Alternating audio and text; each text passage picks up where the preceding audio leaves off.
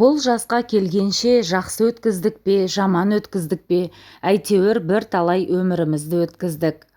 Алыстық, жұлыстық, айтыстық, тартыстық, әурешілікті көре-көре келдік.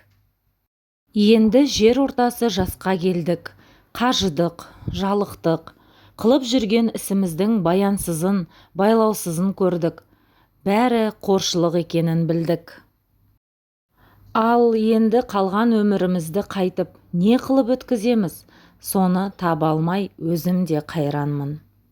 Ел бағу? Жоқ, елге бағым жоқ. Бағусыз дертке ұшырайын деген кісі бақпаса, не албыртқан, көңілі басылмаған жастар бағамын демесе, бізді Құдай сақтасын. Мал бағу? Жоқ, баға алмаймын. Балалар өздеріне керегінше өздері бағар. Енді қартайғанда қызығын өзің түгел көре алмайтұғын ұры, залым, тілемсектердің азығын бағып беремін деп, қалған аз ғана өмірімді қор қылар жайым жоқ. Ғылым бағу? Жоқ, ғылым бағарға да ғылым сөзін сөйлесер адам жоқ. Білгеніңді кімге үйретерсің, білмегеніңді кімнен сұрарсың?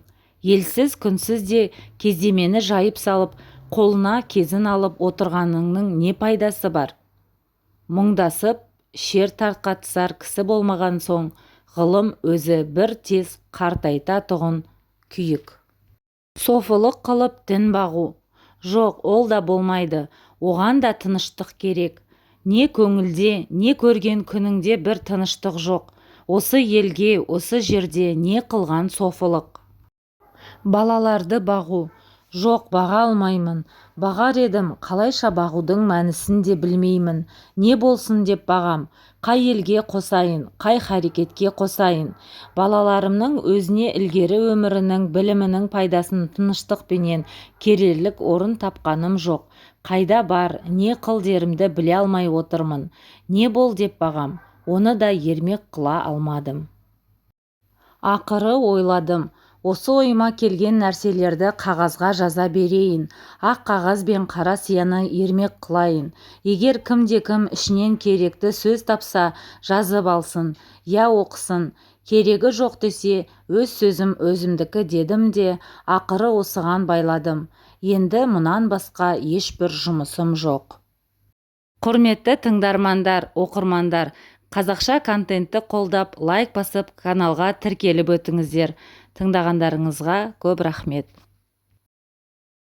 Абай Құнанбайұлы, екінші қара сөзі. Мен бала күнімде естуші едім, біздің қазақ сартты көрсе күлуші еді.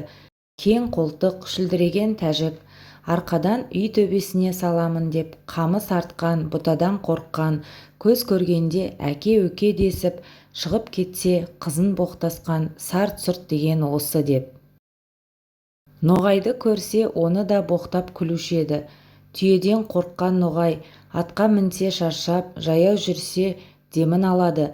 Ноғай дегенше ноқай десеңші, түкке ыңғайы келмейді. Солдат ноғай, қашқын ноғай, башалшық ноғай деп. Орысқа да күлуші еді. Ауылды көрсе шапқан жаман сарыбас орыс. Орыс ойына келгенін қылады деген. Не айтса соған нанады. Ұзын құлақты тауып бар депті деп. Сонда мен ойлаушы едім, ей Құдай-ай, бізден басқа халықтың бәрі антұрған жаман келеді екен. Ең тәуір халық біз екенбіз деп. Әлгі айтылмыш сөздерді бір үлкен қызық көріп, қуанып күлуші едім. Енді қарап тұрсам, сарттың екпеген егіні жоқ, шығармаған жемісі жоқ, саудагерінің жүрмеген жері жоқ, қылмаған шеберлігі жоқ. Өзімменен өзі әуре болып, біріменен бірі ешбір шаһары жауласпайды. Орысқа қарамай тұрғанда қазақтың өлісінің ахиреттігін, тірісінің киімін сол жеткізіп тұрды. Әке балаға қимайтұғын малыңды кірелеп, сол айдап кетіп тұрды ғой. Орысқа қараған соң да орыстың өнерлерін бізден олар көп үйреніп кетті. Үлкен байлар да, үлкен молдалар да, ептілік, қырмызылық, сыпайылық бәрі соларда.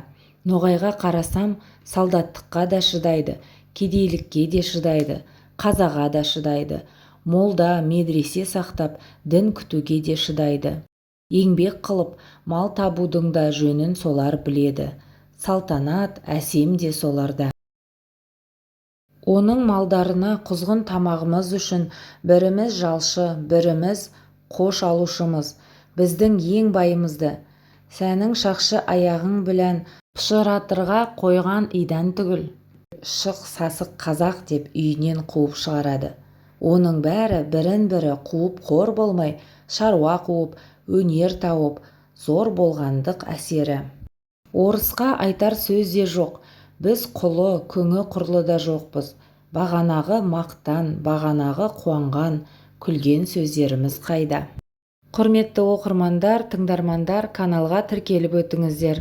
Тыңдағандарыңызға көп рахмет.